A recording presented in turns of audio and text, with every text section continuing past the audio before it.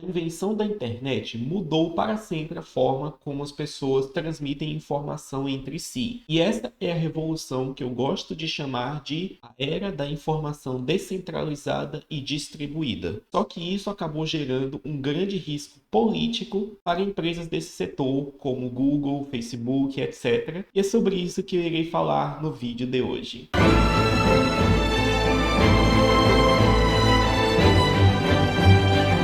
E se você é novo por aqui, seja bem-vindo ao canal aqui da Climb Investimentos, pois neste canal nós falamos sobre vários dos tópicos que são interesse das pessoas de negócios. E por isso que nós abordamos tópicos como economia, mercados, criptomoedas, tributação e muito mais. Por isso, se você tem interesse em tópicos como esse que vão contribuir com a sua prosperidade, não hesite em se inscrever no canal e aproveitar que você já vai assistir esse vídeo até o final e deixe o seu like aí no vídeo. E esse daqui, muito provavelmente, vai ser um dos vídeos um pouco polêmicos aqui no canal, pois eu vou mostrar como que essa era da informação descentralizada e distribuída aumentou muito os riscos políticos associados com pessoas membros do Estado quererem usar empresas como uma ferramenta de poder político para prejudicar opositores ou conseguir maior apoio para si mesmos. E esse, na minha opinião, é um assunto muito relevante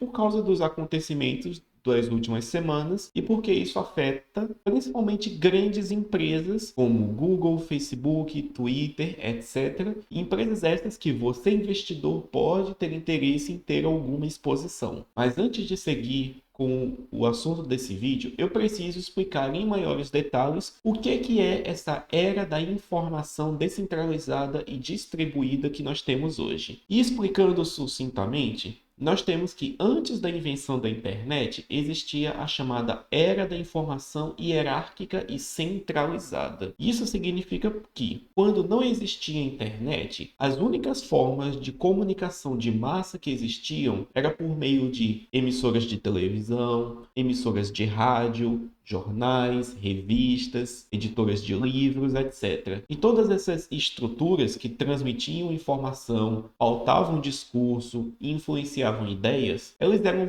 veículos muito centralizados, ou seja, eram relativamente poucas empresas, poucos grupos detendo esses meios de transmissão de informação e que por causa disso, esses poucos grupos centralizavam para si muito desse poder de transmissão de ideias. Isso acontecia também por causa dos custos, porque era necessário somas de capital muito maiores para poder, por exemplo, montar uma emissora de televisão, criar um jornal ou etc. Então nós tínhamos poucos veículos de imprensa concentrando quase toda a informação que as pessoas tinham acesso. Isso contribuía para uma maior homogeneidade de ideias, porque apesar de seres humanos sempre terem discordâncias, e isso será algo inevitável, quando você tem uma menor quantidade de informações e menos visões políticas e menos visões de mundo, fica um pouco mais difícil para as pessoas nutrirem grandes discordâncias entre si. Mas então tudo mudou quando a internet surgiu, pois de uma hora para outra, basicamente qualquer pessoa passou a ser seu próprio veículo de mídia. Pois se antigamente você precisava ser o dono de uma emissora de televisão, ou ser o dono de um jornal, ou no máximo um repórter num deles, hoje em dia você pode só abrir uma conta no Twitter, no YouTube, no Instagram, ou em qualquer outra rede social, para você poder veicular livremente as suas ideias pelo mundo. Então, de uma hora para outra, a gente passou de ter algumas dezenas de grandes veículos de mídias e passamos a ter milhões de minúsculos veículos, às vezes propriamente pessoas, transmitindo todo tipo de ideia diferente. E é por isso que eu afirmo que a internet gerou essa era da informação, que ela é descentralizada, pois ela não tem um único núcleo ou grupo de imprensas que controlam a disseminação de informação e ela é distribuída por motivos semelhantes. E na minha opinião, essa era da informação descentralizada e distribuída é algo maravilhoso para a liberdade de expressão, pois permite que qualquer pessoa veicule suas ideias, por mais absurdas ou até criminosas que elas possam ser. Só que essa nova era também trouxe consigo algumas consequências. E como eu quero abordar nesse vídeo, consequências políticas muito negativas. E a primeira dessas consequências é uma consequência mais social que diz respeito à formação de bolhas ideológicas na sociedade. Pois lembra que eu falei? Seres humanos sempre tiveram discordâncias. É o famoso ditado de cada mente é um mundo. E essas discordâncias são tão antigas quanto os próprios seres humanos. Só que no ambiente da informação centralizada e hierárquica, era mais difícil para essas discordâncias aflorarem. Só que agora, com o advento da informação descentralizada e distribuída, cada pessoa pode ser seu próprio veículo de mídia. E as pessoas, naturalmente, têm uma afinidade por conversarem com as pessoas que pensam de maneira semelhante a elas. E o que acontece aqui? Principalmente com redes sociais, cada vez mais as pessoas que têm ideias semelhantes vão conversando umas com as outras e menos com o resto. Ou seja, pessoas de determinadas visões de mundo acabam formando uma bolha fechada em si e mais dificilmente interage com as outras bolhas. E esse é um caminho natural e que talvez seja impossível de parar. Pois agora nós podemos ter, por exemplo, a bolha dos conservadores, a bolha dos progressistas, a bolha dos anarcocapitalistas, a bolha dos religiosos, etc. São só alguns exemplos que eu citei, pois cada vez mais vamos ver mais bolhas desse tipo. E de fato, toda essa estrutura descentralizada e distribuída da informação é algo que é muito semelhante à estrutura do Bitcoin. E de fato, o próprio Bitcoin é um filho dessa nova era de informação descentralizada e distribuída, como eu mesmo já expliquei num outro vídeo aqui no canal, cujo link estará aqui no izinho. E seguindo na lista de consequências, essa consequência social de maior estratificação e formação de bolhas gera consequências políticas muito sérias, que é uma grande dificuldade de, seja lá qual a ideologia do governo, ser aceita por grande parte da população.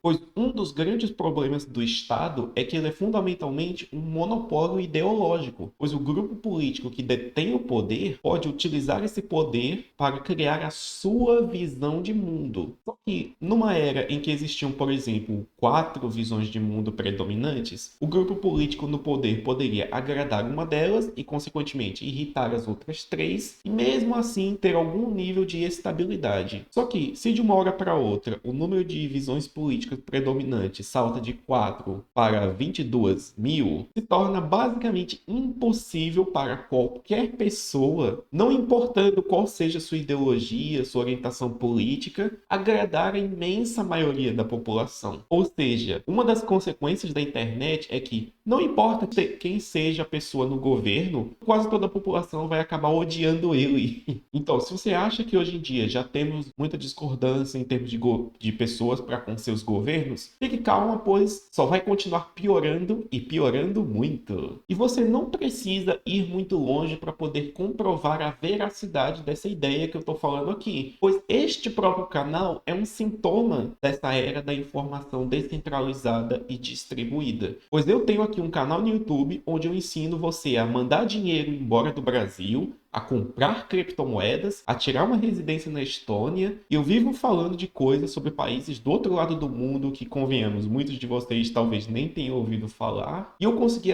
achar 1.660 pessoas que compartilham das minhas ideias e que aceitaram se inscrever nesse canal. Nossa, gente, não tente me convencer que esse espaço daqui iria ocorrer 10 ou 15 anos atrás, pois não iria. Inclusive, boa parte das coisas que eu falo aqui nem sequer existiam há 10 ou 15 anos atrás. E uma outra característica desse ambiente de informação onde temos é que, justamente por existirem milhões de pessoas, canais, contas em redes sociais, etc., vinculando ideias, torna-se basicamente impossível matar uma ideia. Pode até ser possível censurar, restringir um pouco o alcance, mas impedir completamente a disseminação de ideias, isso não dá mais. Então, em resumo, a informação descentralizada e distribuída mudou completamente o mundo, e esta é uma mudança que não pode mais ser revertida. Quer dizer, a não ser que derrubem a internet, só que isso ia causar tantos problemas que duvido que façam isso. E é justamente aí onde começam os problemas, pois justamente por causa desse ambiente é que isso irrita muito vários políticos e membros do Estado. E isso acontece porque, como eu falei anteriormente, o Estado é em grande parte um monopólio de poder para um certo grupo que está com ele no momento. E esse grupo, quando se vê confrontado com tantas vozes falando coisas que muitas vezes vão contra a sua ideologia, esses membros do Estado podem ficar muito motivados a quererem censurar ideias. E é justamente aí onde mora o problema para nós investidores. Pois quando você tem principalmente redes sociais sendo uma plataforma de discussão de ideias, ideias essas que muitas vezes vão contra as ideias da pessoa no poder, de uma hora para outra, torna-se muito do interesse de políticos e de governos, de uma forma geral, em censurar redes sociais ou, no mínimo, implementar regulações na mídia para poder justamente impedir alguns tipos de discurso que eles não gostem. Isso é contra a liberdade de expressão, sim, e é em grande parte um esforço inútil, pois, como eu falei, são milhões de pessoas ao mesmo tempo falando milhões de coisas diferentes e simplesmente não tem como controlar isso tudo. Mas é claro, isso não vai impedir políticos e outros membros dos governos de tentarem, em grande parte porque muitos deles provavelmente nem entenderam essa mudança. Em grande parte porque muitos deputados, presidentes, primeiros ministros e etc. já estão acima dos seus 50 anos. E se você é como eu e tem uma certa experiência em lidar com pessoas dessa idade, você sabe que a maior parte deles não são exatamente as pessoas mais antenadas nas novidades que existem. Então, muitas dessas pessoas provavelmente acham que ainda estão num ambiente de informação centralizada e hierárquica como era antigamente. Um ambiente onde era muito mais fácil censurar ideias.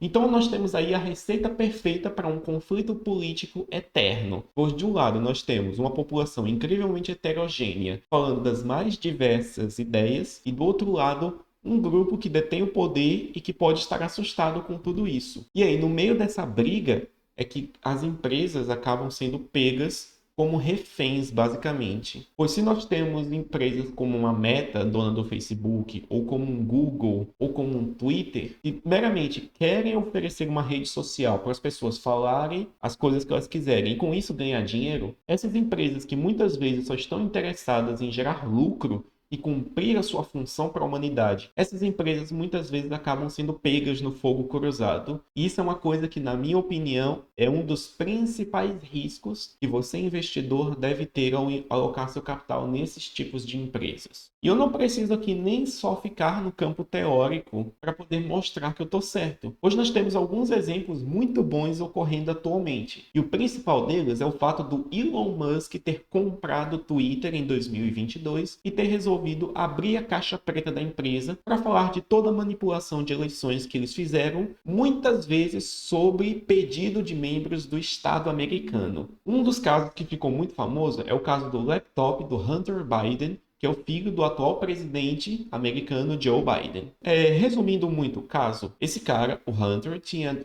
deixado um laptop para consertar numa loja de eletrônicos e acabou esquecendo de ir buscar o computador depois que ele tinha sido consertado. E aí o dono da loja abriu o computador e descobriu que existiam documentos extremamente sérios guardados lá dentro. Documentos de uma época em que o Hunter estava trabalhando para uma empresa ucraniana e supostamente traficando informações e segredos de Estado para essa empresa ucraniana poder lucrar. E esse é um caso que surgiu no ano de 2020, que, caso vocês se lembram, era o período eleitoral e que o pai do Hunter era candidato e que veio a ganhar. E aí essa notícia surgiu alguns meses antes das eleições, e o que aconteceu é que vários órgãos do governo americano mandaram que essa discussão fosse censurada. E na época, o Twitter, ele baniu várias contas de pessoas falando desse caso. Ele ativamente fez coisas no sentido de impedir a divulgação dessa informação, tudo numa tentativa de abafar o caso. E agora chegou o Elon Musk e resolveu chutar o pau da barraca e confessar a história inteira. É claro que agora não dá mais para mudar os resultados das eleições, mas é bem possível que esse caso tivesse tido um enorme impacto, possivelmente resultando no Trump ainda ser presidente lá nos Estados Unidos. Mesmo que o Twitter seja uma empresa centralizada e muito grande, ela não conseguiu evitar que esse caso fosse exposto. Já tinham conversas sobre essa história bem antes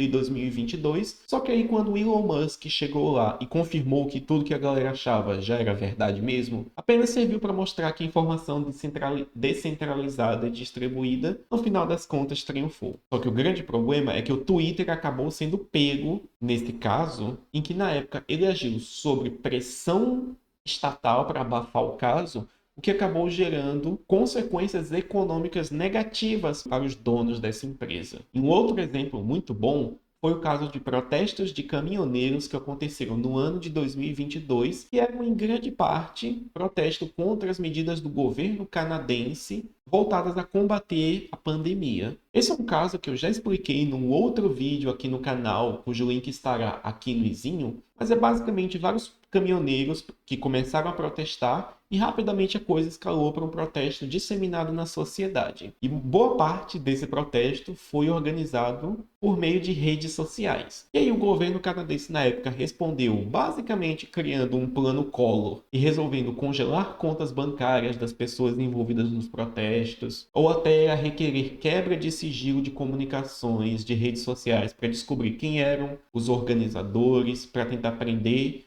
e fizeram uma série de atos incrivelmente autoritários. Por que isso? Porque, novamente, numa era de informação descentralizada e distribuída, basicamente qualquer pessoa que esteja no governo vai ser odiada por quase toda a população. E é por causa desse risco político que você, investidor, deve ter uma certa cautela quando você vai alocar seu capital em ações, principalmente as mais ligadas à tecnologia. E toda essa situação serve para ilustrar uma das grandes máximas que o grande economista da escola austríaca de economia, Friedrich Hayek, falava, pois ele escreveu um livro chamado O Caminho da Servidão, e nesse livro o Hayek defendia a ideia de que, quando se tem um Estado, os piores chegam ao poder. Isso acontece porque eleições são fundamentalmente uma grande competição para ver quem que vai pegar o poder do Estado para si. E numa competição como essas, as pessoas que estiverem mais dispostas a trapacear o sistema, silenciar opositores, subornar pessoas, comprar votos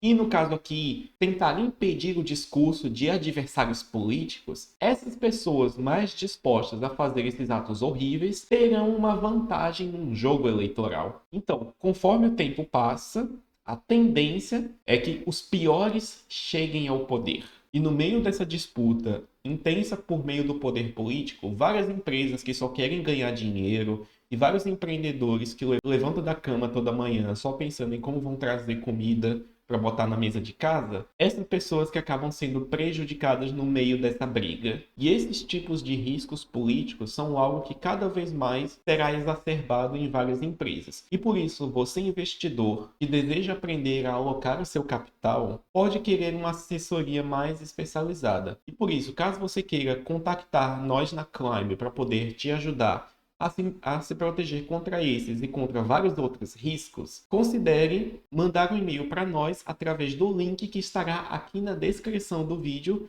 pois por hoje nós vamos ficando por aqui. Vejo vocês no próximo vídeo.